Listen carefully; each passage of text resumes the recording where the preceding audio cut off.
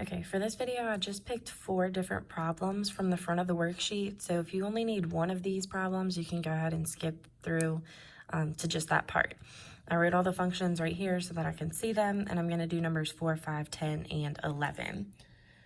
For number 4, I'm doing the quotient of f and g. Okay, so my numerator goes on the top, that function, denominator on the bottom, 2x squared plus 3.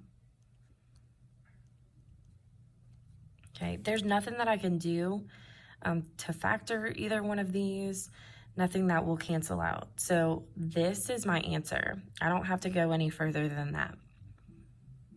Okay, for number 5, I am adding f of x and h of x, but then I'm gonna need to plug in 1 for x.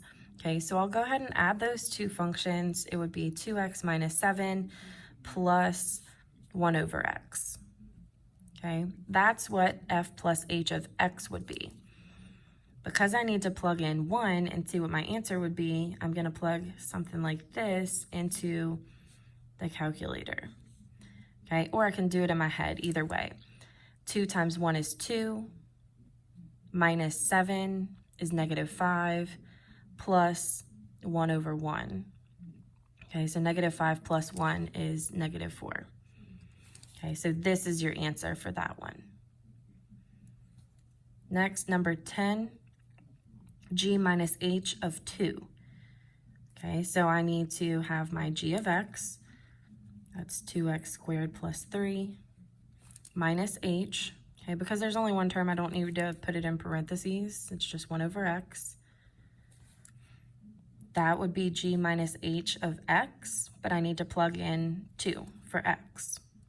Okay, so 2 times 2 squared plus 3 minus 1 over 2.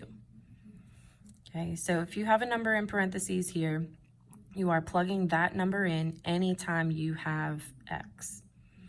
Okay, it's going to end up like this. Again, we can do it in our head or we can put it in the calculator. I'm going to show you how to put it in the calculator so that you can see. I'm going to enter it just like it is here. 2, parentheses 2, hit your x squared button, plus 3 minus fraction 1/2. Okay, then it'll do all the work for you.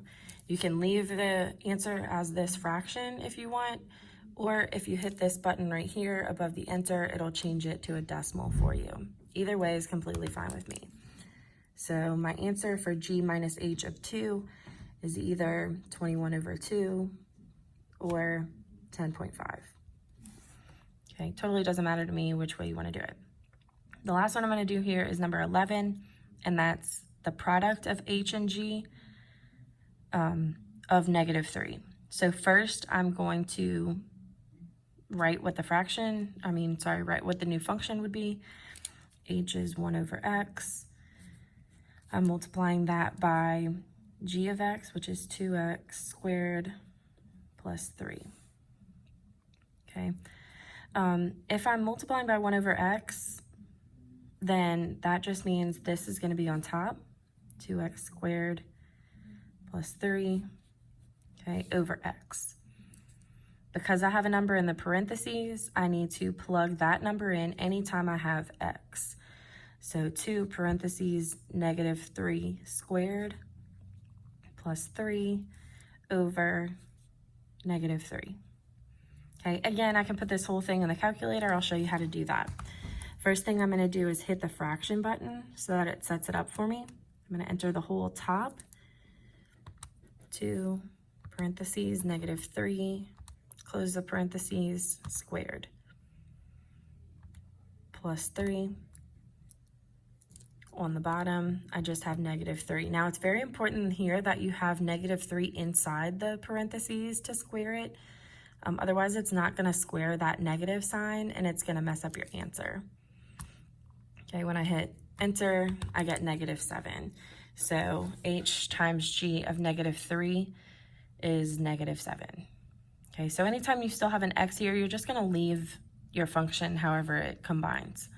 If you have a number inside the parentheses, then once you get what the new function is, You plug that number in anytime you have x.